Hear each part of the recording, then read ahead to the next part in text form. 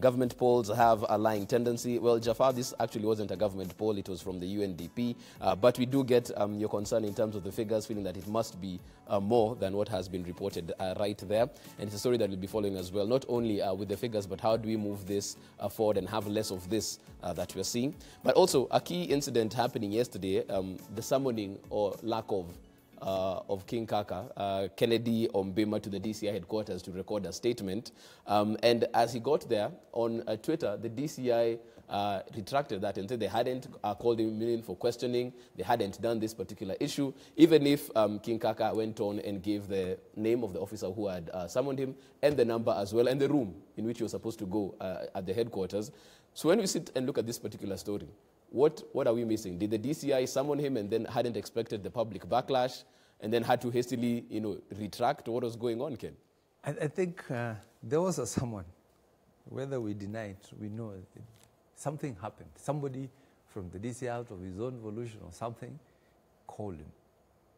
And I think they didn't anticipate the groundswell of support that this guy was going to get. If that questioning had gone on, barring on other factors, that Kiambu Road would have been impassable yesterday afternoon. Mm-hmm. So somebody had not foreseen how to manage the outcome of what this kind of someone meant. Mm-hmm. Because there were all manner of personalities who were already on Twitter saying, we'll be there. Mm-hmm.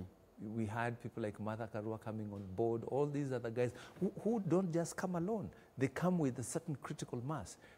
So whoever someone had not seen that, once you call this Kaka, he will come with a group that also appeals. One of the people who went there was an MP, mm-hmm.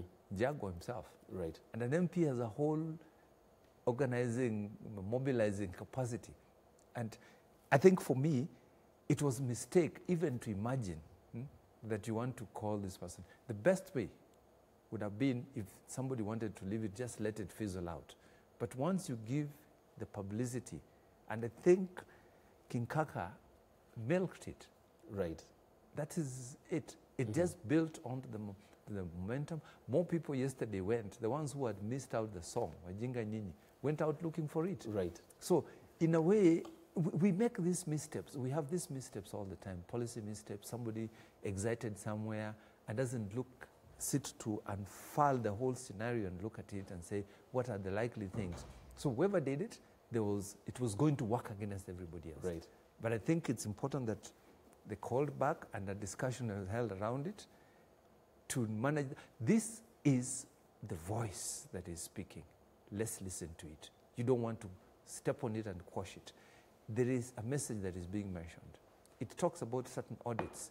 For example, that key question about, forgetting about personalities, the key question you said, 16, so many stadiums. Mm-hmm. Where are they?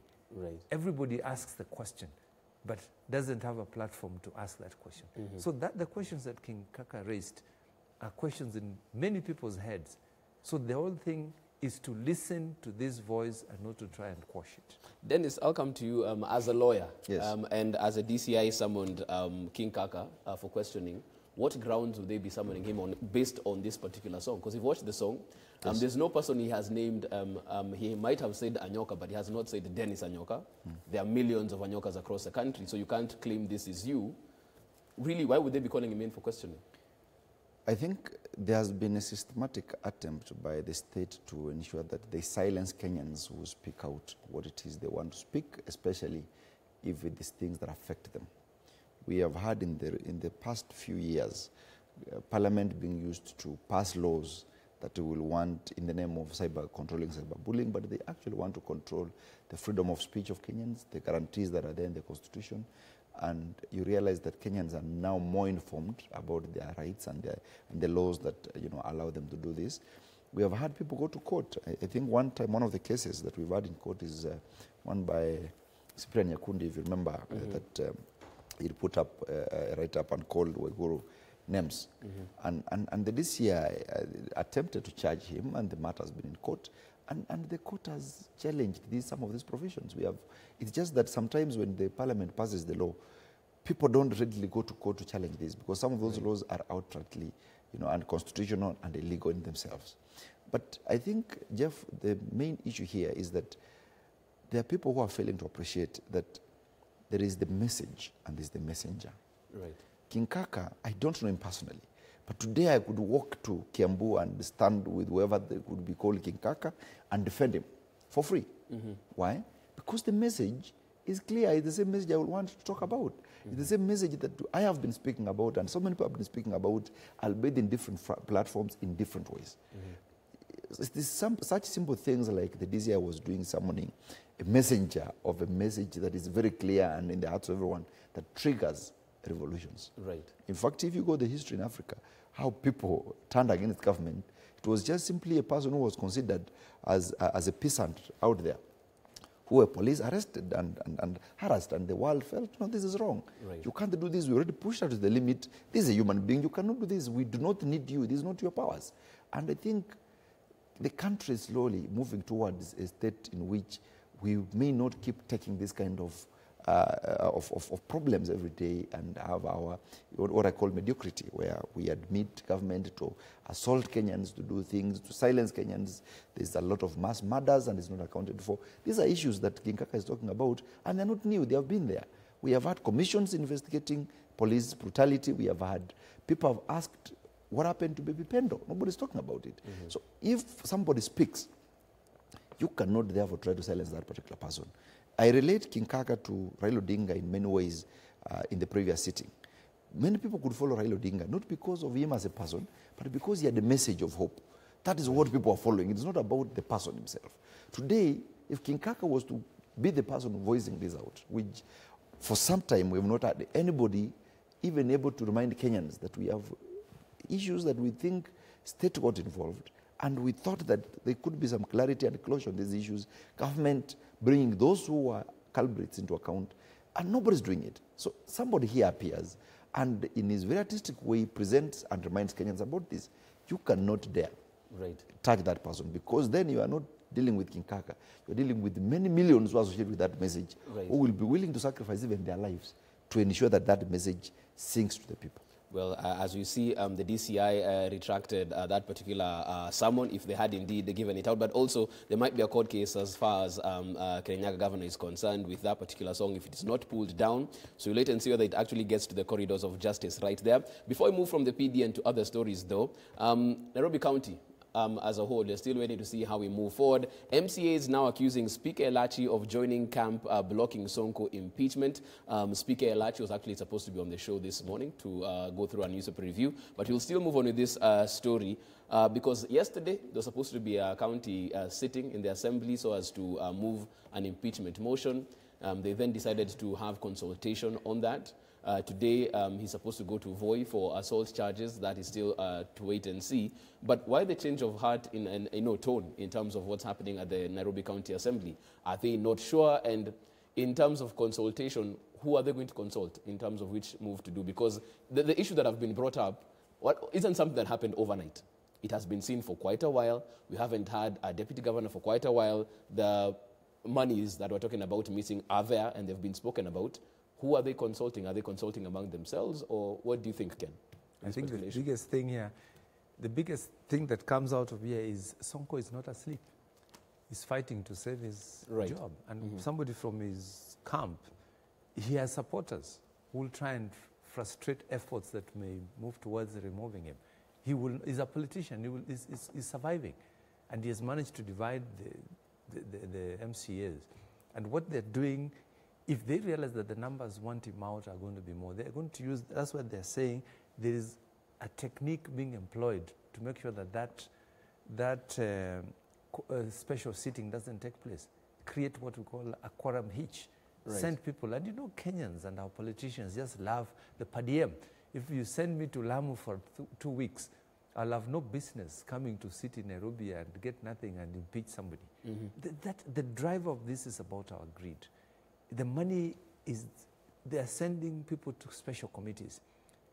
The executive is trying to divide the legislature so that they do not have that time. Keep them busy and keep their mouths full so that they don't even begin to think. Mouths and stomachs full. And this is where the speaker is getting indicted. But the other thing is, has procedure been followed in the, because she says she has not received this letter. Right. You know, we also have people who engage in sideshows. You come to the press and say, I have done the following, but yet you do not show that you followed due process in requisitioning things. So the person who was behind the signatures want Sonko out. Yesterday we couldn't get him on phone. He had gone silent. Right. So where are you, the voice, the driver of this anti-Sonko movement? Suddenly, very mysteriously vanished. Is not being seen, is not pushing as much as it is. So what we'll see here, Nairobi will continue being in limbo in terms of leadership until we address the element of greed. Sonko has amassed resources that he can use to fight on, live to fight another day. And that's why people are saying at some point it was not going to be resolved within the ecosystem that Sonko controls. Some other intervention, maybe Wakili can expound. Where do we get this external help? When you say, whence will the help come from? Right. And that help doesn't seem to come. That confusion will continue to prevail until we are able, and this is really what hurts Kenyans. We're never too bold to take decisions, no matter who they hurt, for the greater good. And this is the point in Nairobi. Dennis, some people are saying that Sonko isn't going anywhere. He's going to be in office until 2022. We'll see lots of headlines. We'll talk about lots of issues. But at the end of the day, he's not going to be impeached. He's not going to serve any sentence. This is just smoke and mirrors. It's something we're seeing, and he'll move on. What's your take on the process so far? There are two issues with regard to that statement. There is the political aspect and the general social perception about whether Sonko will be within the political scenes or not. I think he will. I think as a governor? I can't really say he will not be there as governor, will be there as governor, because it depends on how things play out. Remember that there is a mandate a governor should be able to execute as provided for in the Constitution and in the County Government Act. Today, Sonko does not, or County Government of Nairobi does not have a deputy governor, which means that there's nobody to automatically step into the shoes of the governor if he's incapable of executing his functions as a governor. The speaker can't take over the position because the governor is still there, albeit not in office. So the law that allows the speaker to temporarily step into the shoes for a period of time does not apply to her at the moment.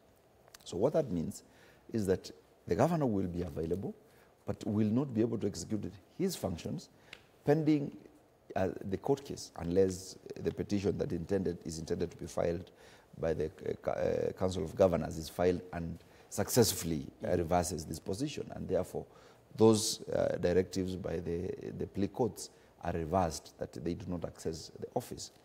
I wanted to realize that there is a very unique aspect. We have had county governors before who have been blocked from accessing office. One of them, I think, is the Samburu governor. Yes. And there is already the Director of Public Prosecution in court is moving the court to remove the bail and the bond terms that were given to him so that he can be able to do his case from custody. Why? Because he has reshuffled the county, the CCs. And they say that is interference, because the whole aspect of those directions was to ensure that he's not in touch with the employees, it does not interfere with them. Because if I reverse, I am allowed to reshuffle my cabinet. It means that if cabinet member X was the one to be my principal, it was to be a witness in my case, and I give that person another position that is more lumbier or with better benefit, chances are the person will rethink. And chances are, of course, when you talk like this, there could be some level of communication. So this is an issue that is very legally touchy. We are yet to see what the courts will make a decision on. But Sonko is a politician who knows his electorate. The avenues that are available is that it's an impeachment through county members of the County Assembly of Nairobi, or a process of dissolution of the county government, which can be initiated even by members, by collecting signatures and moving to the president.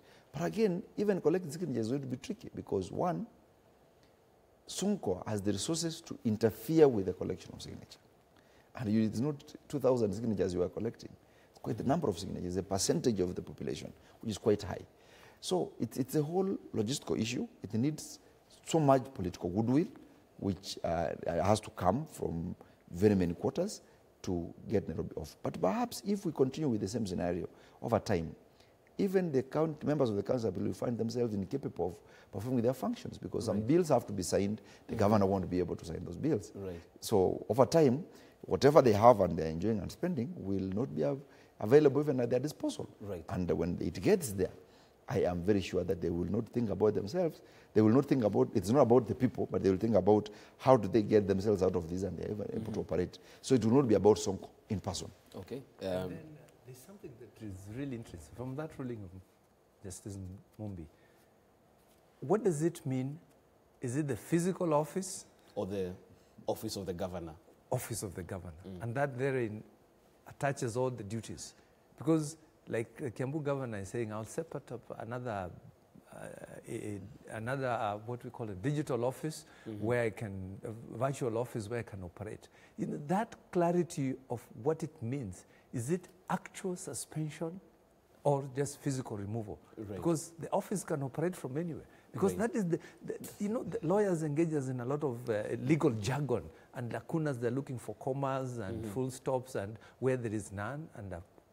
And that's where we are, and that's where clarity needs to come in.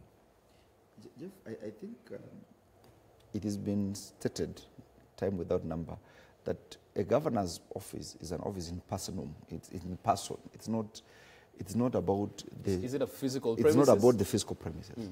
Talk about, that is why Sonko for a very long time was not in City Hall, was operating from the comfort of his house somewhere in Machakos County. And you could not say that the county government was not functional, because he was holding meetings in his house, and people will go there and they will be able to do it.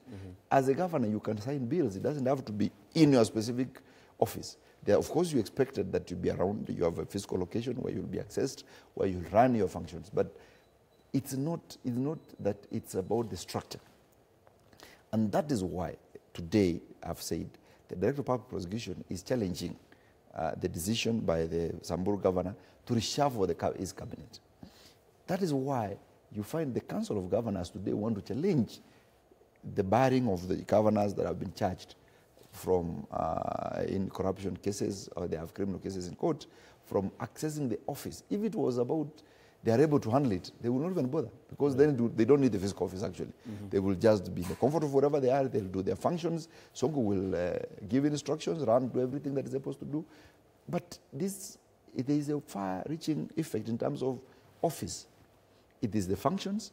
It is not about you coming to City Hall or going to Kiambu somewhere in a specific office and sitting there. Right. It's about even delivering within the mandate of a governor outside that specific office. Okay, and of course that's a key story that we're still following. But also with that particular story, another issue came up, and you can find it in the Standard as we change gears.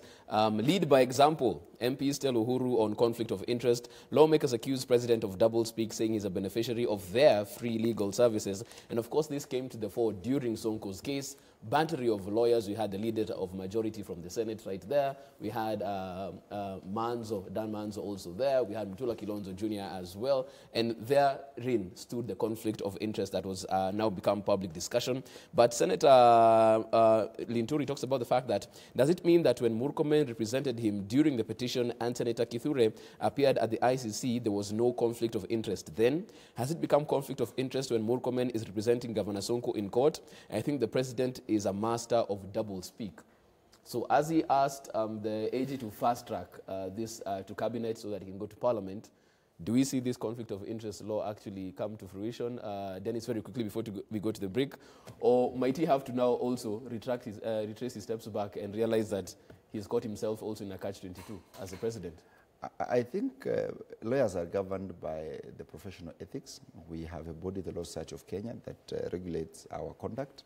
The issue of conflict of interest is provided for in the advocates' practice rules. This issue has been litigated upon. I think when we had the Deputy Chief Justice case, the whole team of 5 judges sat and examined whether there was a conflict of interest when we had Senator Orengo representing the Deputy Chief Justice and all that. So some of these issues, I think, are almost settled. You cannot tell a private practitioner, somebody who is licensed as a professional, from practicing. It's not about the legality. What people are arguing about is about general perception, which is not strictly about illegality, it's about perception and general feeling, whether you think this could be right, even if the law does not provide for it. Right. Otherwise, in terms of the law, I think there's nothing much. You have to really prove what is very specific, because the issue has been that already Sonko is being charged by that particular issue in court, and therefore it cannot even come to Senate for discussion. Right. Then what is the conflict? Right. If it was not a matter in court, that is a different issue. Already, the issue relating to that will have gone to court. If today the Senate was to discuss, even if they had earlier discussed, could be recommending a court process or the institution to investigate, because that's all they can do.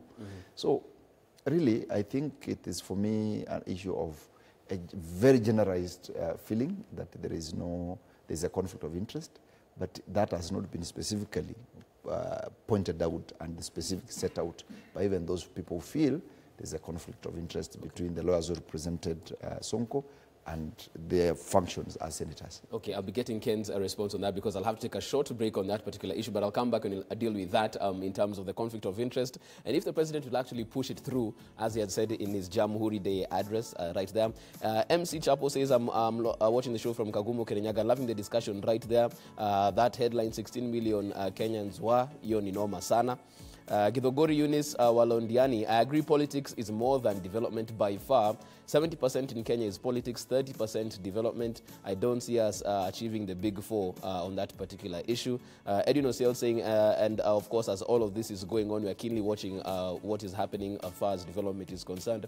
So it is a key issue right there, and we want yours as well at K24 TV. You can also SMS us, of course, on 21222. When you're back after the break, we take Ken's take as far as this conflict of interest with lawyers who are politicians as well, serving in parliament is concerned. But also, ODM yesterday had their meeting as far as the BBI is concerned, how they shall move forward. Statements were addressed, and it seems like the talk right now is all about the powerful PM.